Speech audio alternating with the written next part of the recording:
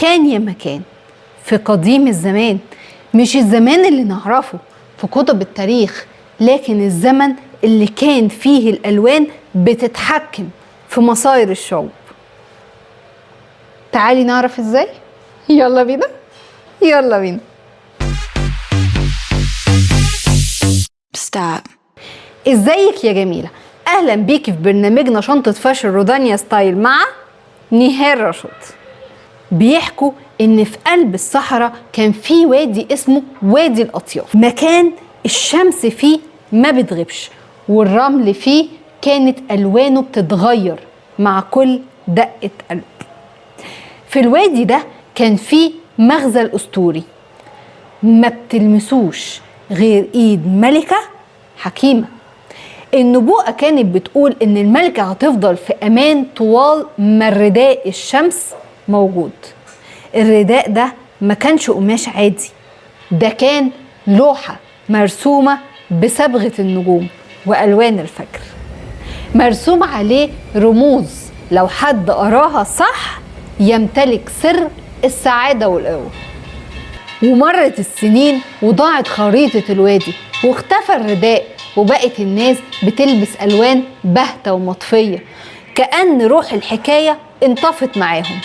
الكل نسي ان اللبس كان زمان هو الدرع وهو الهوية، لحد ما جت ليلة ظهرت فيها رودانيا ستايل. رودانيا ما كانتش مجرد مصممة، كانت بتبحث في الدفاتر القديمة وبتحلم بنقوش غريبة. وفي ليلة قمرية قدرت رودانيا انها تعيد رسم رموز النبوءة من تاني، مش بس بالخيوط لكن بطريقة تخلي الألوان حية ونبضة وكأنها لسه طالعة من الوادي حالا. الطباعة الملكية. لما جهز أول كفتان الدنيا كلها نورت. الأحمر اللي فيه ما كانش مجرد لون، ده كان نار الشجاعة، والأصفر كان نور الرمل، والأزرق كان عمق الحكمة. اللي بتلبس القطعة دي النهاردة مش بتلبس مجرد قماش مطبوع، هي بتلبس جزء من النبوءة القديمة. هي بتعلن للعالم كله إنها الملكة اللي لقت الرداء المفقود، وإنها مش محتاجة تاج عشان تكون بطلة، يكفي إنها لابسة أسطورتها الخاصة بيها.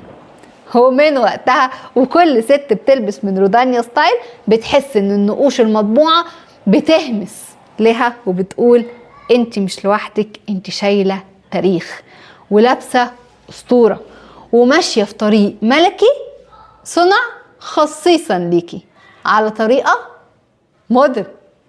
ودي كانت حكاية من حكايتنا عن الأساطير، بس أسطورتك انت لسه بتبدأ.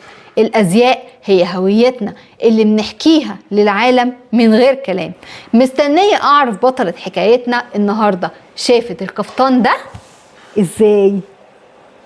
ما تنسوش تتابعونا على الفيسبوك وعلى الانستجرام @rodaniastyle، وكمان زوروا موقعنا www.rodaniastyle.com. استنوني الحلقة الجاية من شنطة فاشن رودانيا ستايل. لسه في أزمنة وبلاد كتير ما زورناهاش، وافتكروا دايما life is a party, dress like it. باي. Stop.